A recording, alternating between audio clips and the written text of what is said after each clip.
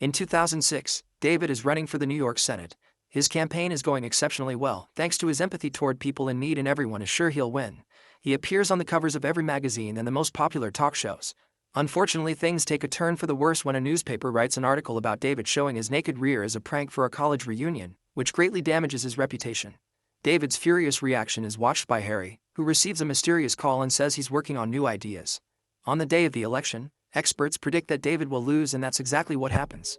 Once again, he's being watched by Harry and his boss Richardson, who says they must put David back on track. Feeling nervous, David hides in the bathroom to try to clear his mind. While practicing his speech, he hears some noises coming from a stall. At that moment, Elise comes out, carrying her shoes and a bottle of alcohol, while explaining she's hiding from security because she crashed a wedding on a self-dare. They start chatting and quickly hit it off. Elise admits that she loved David's reunion prank, and David claims he's happy he lost because he'll have more time to himself. But Elise doesn't believe him because she can tell he loves being in a crowd. Suddenly they start kissing very passionately, as if this talk had been enough to fall for each other. The moment is interrupted by campaign manager Charlie, so Elise immediately leaves without giving David a chance to get her contact information because she must run away from the guards. Afterward, David goes out to give his speech, reading what he prepared in advance. However, he stops himself when he realizes he's just saying the usual socially acceptable words and decides his public deserves an authentic reaction. David now talks from his heart, and people quickly start loving him again. A month later, Harry meets with Richardson, who asks him to spill David's coffee on his shirt so he'll miss the bus. David isn't interested in politics anymore and now works as a senior partner in a firm founded by Charlie. Harry falls asleep while waiting at the park, and by the time he wakes up, David is already on the bus. As Harry runs after it, David finds Elise and they can't believe they're seeing each other again. They catch up on each's other lives, and Elise says David should totally run for Senate again. Since he's running out of time, Harry makes a movement with his hand that even at this distance causes David to spill his coffee on Elise's lap. Suddenly Harry is run over by a cab, but he quickly recovers as if it was nothing. When he checks his notebook, he's shocked to notice that David went off the plan. On the bus, David finally asks Elise for her number before his phone starts ringing nonstop. Elise throws it in his coffee before realizing she must get off, so David promises to call her later. When David makes it to the office, he rushes through the corridors and says hi to all the employees without noticing they're frozen. He enters the conference room to find Charlie and a group of strange masked men are scanning him with a mysterious road. These men are led by Richardson, who immediately tells them to capture David. A chase ensues through the office, but no matter what corridor or stairs David chooses, more men and even Richardson himself keep appearing to block his way. He rushes to his office and locks the doors before calling 911, but he gets no response. Then the strange men somehow open the locked doors and tackle David, holding him down on the floor while Harry puts him to sleep with chloroform. Moments later, David wakes up in an empty warehouse and hears Richardson talking to his boss on the phone. Apparently he's being scolded for failing. When he hangs up, he announces that David needs to be reset, but one of the men points out that the chairman would never authorize that. David asks for an explanation and Richardson says he's the guy that makes sure everything goes according to plan. A wary David tries to run away, but Richardson only needs to flick his hand to bend a small piece of the floor to make him fall. The men put David back on the chair while Richardson explains he can read David's mind, which he proves by guessing what color and number he's thinking. This group of people is the Adjustment Bureau, or TAB, and David wasn't supposed to see them when they were adjusting Charlie. He was supposed to spill his coffee in the park and go back to get clean clothes to then arrive late at the office, so TAB would have been gone by the time he arrived. Each person in the world has an assigned path, and TAB adjusts it by doing little things like coffee spills and cutting the internet.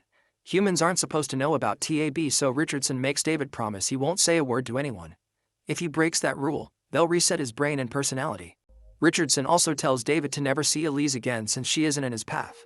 The men take the card with Elise's number from David's pocket and Richardson burns it. Afterward, David is thrown in Charlie's office. Everyone is moving normally again and David can't see TAB anywhere. The rest of the day he can't stop thinking about what happened, and even Charlie notices how distracted he is during a meeting. After work, David goes to a bar and tries to remember Elise's phone number. Suddenly Harry sits next to him and wonders why David is so fixated on this woman he isn't supposed to talk to. It's dangerous to discuss TAB in a bar, so they agree to meet later on a boat for privacy. There Harry explains that water prevents him from reading David's actions. He also reveals that agents can't actually read people's minds, they just study their histories and patterns so they become easy to predict. Harry advises David not to search for Elise if he doesn't want TAB going after him. 3 years later, David is on the bus when he suddenly sees Elise walking on the street. He immediately gets off and runs to catch up to her.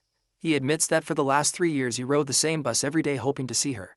They go for a walk while David explains he lost her number and couldn't find her online because he didn't know her surname. A TAB agent immediately notices the change in David's routine and warns Richardson, who sends his men after them. Elise shares that she's a dancer in a contemporary ballet company and tells him about the show she's having tomorrow night. The duo stops at a cafe to have breakfast while Richardson watches them from afar, noticing several inflection points in Elise's path too. If they kiss, there'll be an irreparable deviation from the plan. TAB sends Charlie to interrupt the date by reminding David has a speech he can't skip. When they're about to kiss goodbye, Richardson sends Charlie a message pretending to be the TV crew and Charlie ruins the moment by rushing his friend. Before leaving, David kisses Elise's cheek and promises to see her again. That afternoon, David announces he'll run for Senate again while Elise receives a trick text from TAB telling her the rehearsal has changed locations. After finishing his speech, David sees Richardson watching him from afar and suspects something is wrong, so he tells Charlie to cancel all his interviews. Then he rushes to the ballet company studio and finds it closed. David calls the company to try to ask about the rehearsal, but the call is quickly disconnected. He even borrows a random man's phone to try again to no avail.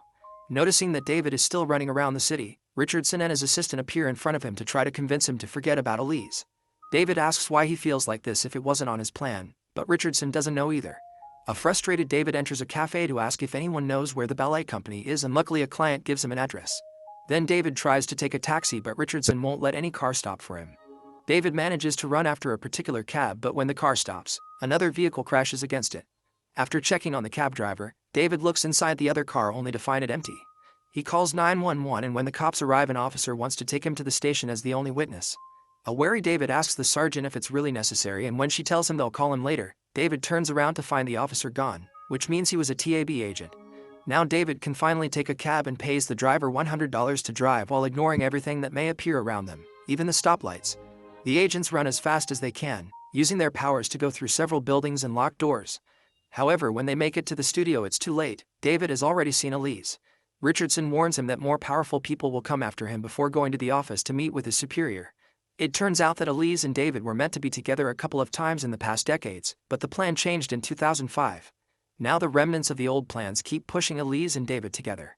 Richardson looks for Harry to inform him that it wasn't his fault after all. That night, Elise and David have a lot of fun together, racing on the streets, dancing at the club, and sharing stories from their childhoods. The couple then shares a kiss and goes home to get dirty.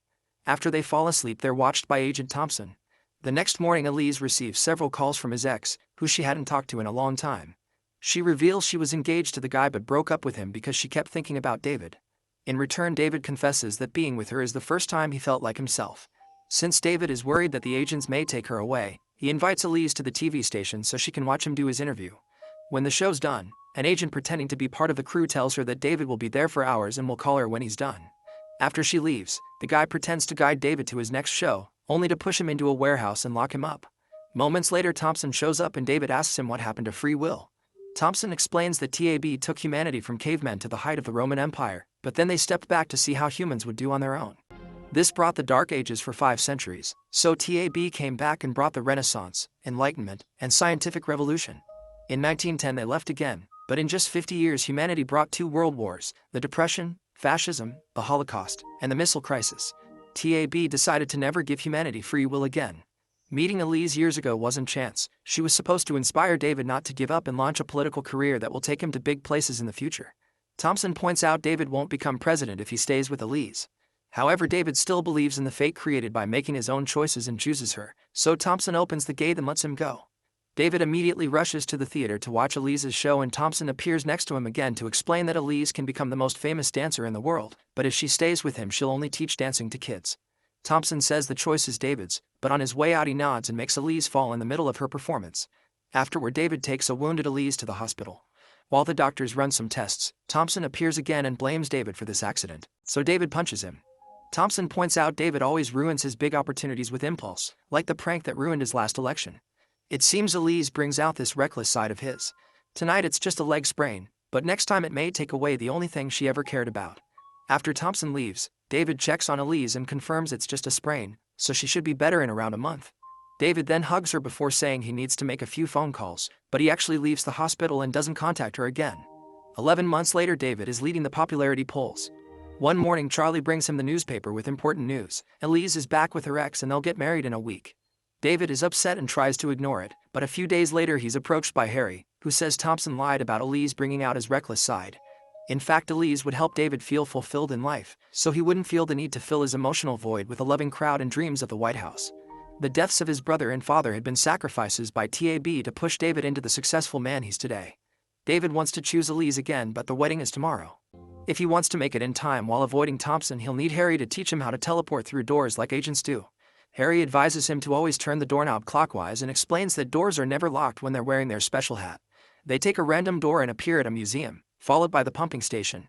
Harry asks David to wait before turning the doorknob counterclockwise, which lets him meet with other agents. Once those men are gone, Harry teaches David the route he must follow through the door so he can find the one he needs and reminds him to run from every person wearing a hat because it may be an agent in disguise.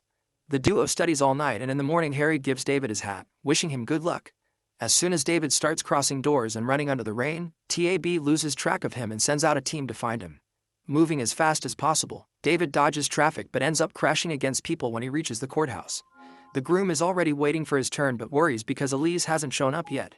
There's a metal detector at the courthouse entrance, so David has to leave his jacket and phone behind, but he manages to retrieve his hat. After running through several corridors, David finally finds Elise in the bathroom, but she's angry because he abandoned her. At that moment an agent comes in, so David knocks him out with a punch and takes his notebook to show Elise the truth about what happened. He says that he loves her and that he wants to spend his life with her. Since he's taken off his hat, TAB finds his location and sends the men after him. David makes sure to block the door and puts on the hat again before taking Elise through a door to teleport right into a stadium, which helps her believe his story. The couple runs through many doors all over the city, and when Elise almost has a panic attack, David calms her down and asks her to trust him. As the agents begin chasing after them, the duo goes through another door and Elise freezes in front of the Statue of Liberty. David gives her more details about what's going on and lets her choose if she wants to come with him or leave him to never see him again. Elise chooses to go with him and they turn the door counterclockwise, which takes them to TAB headquarters. A few agents try to stop them, but David pushes them off before crossing another door and taking the stairs. With the agents still coming after them, they run through endless corridors, rooms, and more stairs until they make it to the roof. At that moment the agents surround them, so Elise and David say "I love you" to each other and share a passionate kiss, which causes all the men except for Thompson to disappear. When Thompson tells them that trying to write their own fate won't ever work, Harry shows up with a message for him. Thompson reads it and leaves. Then Harry explains that the message was from the TAB leader known as the chairman. Apparently he was inspired by the couple's willingness to risk everything, so he rewrote their plan. They're allowed to stay together and the rest of the notebook is empty for them to do whatever they want. The couple now can leave without danger, ready to start their new life together. Harry wonders if free will is a gift that the chairman gives to those willing to fight for it. Make sure to subscribe and turn on notifications so you can watch more videos like this. Thanks for watching.